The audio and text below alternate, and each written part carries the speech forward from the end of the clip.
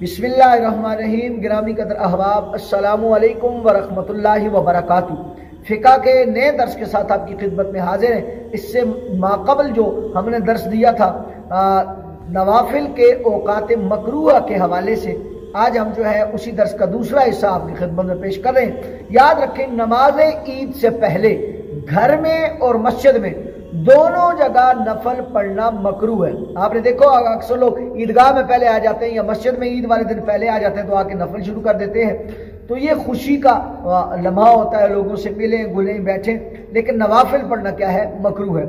और नमाज ईद के बाद मस्जिद में नफल पढ़ना मकरूह है, लेकिन घर में पढ़ना मकरूह नहीं है। जब तक आप मस्जिद में नफल नहीं पढ़ सकते हैं। इसी तरह मैदान अराफात में, हज के अय्याम में जब अराफात में लोग जाते हैं, जोहर और असर की नमाजों के दरमियान नफल पढ़ना मकरूह है। जो आपने देखा वो जोहर और असर को इकट्ठा करते हैं, जो दो नमाजें हैं उनका इज्तिमा होता है, उनको इकट्ठा करते हैं, तो उन दो नमाजों के दरमियान नवाफिल पढ़ना ये मकरूह है।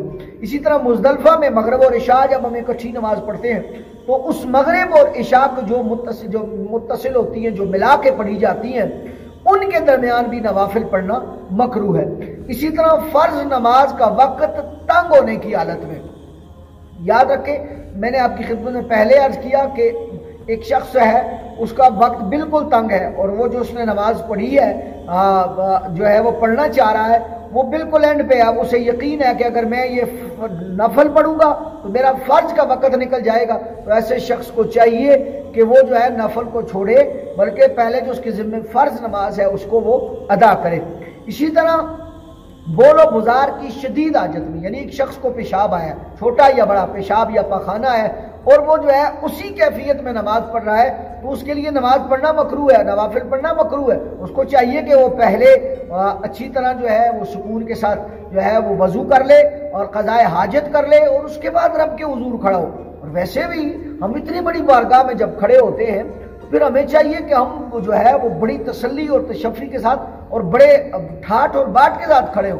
हज़रत अली और मुर्तज़ा जब आज़ान की आवाज़ सुनते थे तो आप पे कपकपी तारी हो जाती थी, आपका चेहरे का रंग जर्द हो जाता था। लोग कहते थे आप शेर खुदा हैं, लेकिन आपको जो है वो कपकपी फरमाया, बड़ी दहलीज से बुलावा है, पता नहीं इस बारगाह में कि जो है वो हाजिरी जो है वो उस दरगाह के और उस बारगाह के लायक होगी भी कि नहीं। और एक हम है कि जो है वो सारे अवारिस, सारी बीमारियां, सारी अमराज जो है हम सारे जो है वो लांझे साथ लेकर हम मुसल्ले पे खड़े होते। जो चीज़ हमें नहीं भी याद आती वो भी नमाज में याद आती है। जो परेशानी हो हमें नमाज में, जो खुजली सारा दिन किसी बंदे को खुजली नहीं होती, वो जो है नमाज में जो है उसको खारिश होती रहती है। और फिर जो है सारा दिन अगर उसको खांसी ना आए, नमाज में उसको खांसी आती है। सारा दिन उसको छींक ना आए, नमाज में उसे छींक आती है। सारा दिन उसे जमाई ना आए, लेकिन नमाज में इतनी बुलंद आवाज से जो है वो ऐसी ऐसी आवाजें निकालता है तो पूरी मस्जिद गूंज उठती है कि ये कोई जानवर तो नहीं आ गया मस्जिद। तो खुदारा अपने अंदर कॉन्फिडेंस पैदा करें, अपने आप को जो है अपना ये लिविंग स्टाइल थोड़ा अप लेवल का करें।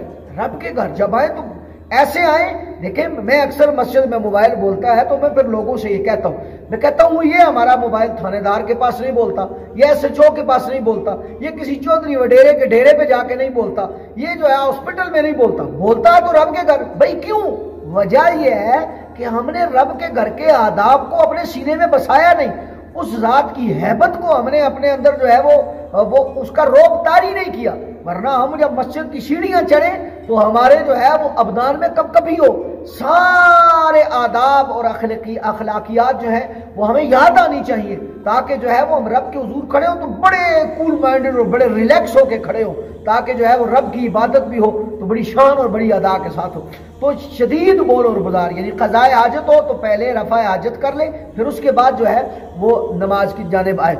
इसी तरह जब खाना मौजूद हो और उसको खाने को जी चाह रहा हो, तो कहते हैं ना अवल तहम बाद कियाम, दुरुस्त कहते हैं। अगर आपको के पास मनपसंद खाना सामने पड़ा है और आप जो है वो कहते हैं चलो यार मैं नमाज पढ़ लूँ, अक्सर ऐसे भी होते हैं, वो खाना पड़ा है लोग इंतजार में, तो ठहरो यार मैं नमाज पढ़ लूँ। भाई मियाँ खाना पड़ा है, तुम्हारे दिल में भी खाने की तलब है तो पहले खाना खा लो ताकि नमाज में तुम्हें जो है वो खाने का ख्याल ना आए। इसी तरह आखिरी चीज, जब कोई भी चीज खाने के अलावा जो चीज इबादत इलाहिया से घटाने और खुशू और खुजू में खलल अंदाजी करने की कोशिश करें, उस काम को, उस चीज को दूर कर लें। اس کام کو پہلے کر لے، پھر اس کے بعد جو ہے وہ آپ نماز کی جانب آئے۔ یہ تھے نماز کے مکروہات اوقات۔